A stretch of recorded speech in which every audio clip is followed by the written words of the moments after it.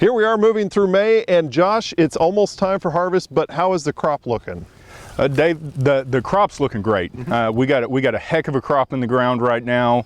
You know, where some of our other crops, namely wheat, have kind of taken a hit in these last couple weeks, we're really shining with canola. So it's time to be excited about canola right now, that's for sure. What should a producer be thinking about as far as they move towards harvest, depending on what their harvest goals are? Yeah, and that's really going to make the big difference, is what they're going to do for harvest and what their plans are. We have two really big methods to harvest. We can direct cut it like we do with all of our other crops.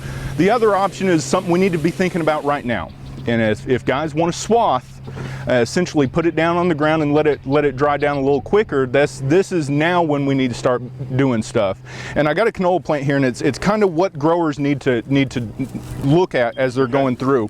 First thing first, you need to find the main raceme. All this other stuff contributes to yield, but we do moisture, or we do maturity based on the main raceme. So you kind of peel back until you get that main stem, and we're looking at this one right here. I'm gonna kind of shed everything back. And so this is kind of what we're looking at as our main raceme. Okay. This is where we determine whether things are mature or not. What you want to look for is color change. And this is essentially, if it's got a little bit of brown or black, that little spotting effect that canola has, we're color changed. So you need to start looking at pods and determining how much has changed throughout this raceme. When we're starting to think about swathing, we need to be at least 30% color change. Okay. If we put it on the ground before 30% color change, we're going to get seed shrinkage. You're just not going to get the yield that you want. You could have even a lot of green seed left over, which you'll get dockage for later on down the line.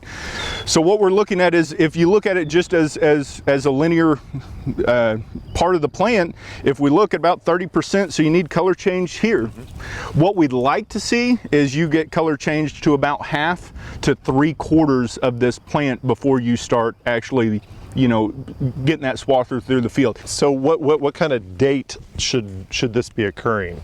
Well, we've got some guys that started out at 0 to 10% color change a week ago, and now they're at 70%. Wow. So we're going fast. Okay. And that's why guys need to get boots in the ground right now and start making sure that they're not getting too far along, because once you've reached a critical threshold, you're going to shatter when you swath, and so your only choice is to direct cut it at that point in time. Guys need to be in their field right now, especially if their intent is to swath, and make sure they're looking at their canola, looking at that color change to determine if it's ready to go. And you actually have a blog about some of this information too. Yeah, we have a blog that we just started, and it'll kind of go step by step, not only in determining color change, but then if you decide or have to go direct cut, what we can do to the combine to try to minimize that shatter. Okay, thank you much, Josh. Thank you. And you can find a link to that on our website, sunup.okstate.edu.